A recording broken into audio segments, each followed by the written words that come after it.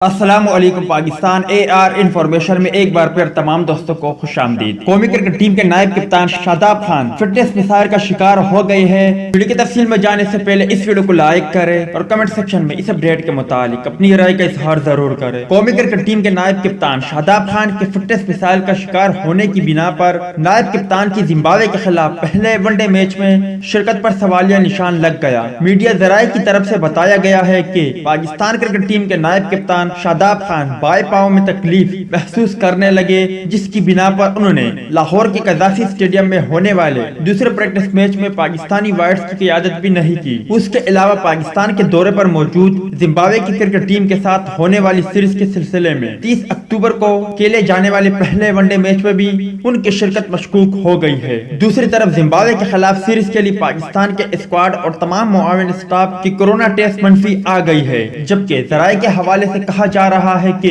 شاداب خان کی جگہ عماد وسیم کو پلینگ 11 میں شامل کیا جا سکتا ہے۔ تو دوست یہ تھی شاداب خان کے حوالے سے کچھ اپڈیٹ۔ ویڈیو اچھی لگی ہو تو لائک کرے، بری لگی ہو تو ڈس لائک کرے۔ ملتے ہیں کسی نیکسٹ ویڈیو میں، تب تک کے لیے اجازت دیجیے۔ اللہ حافظ۔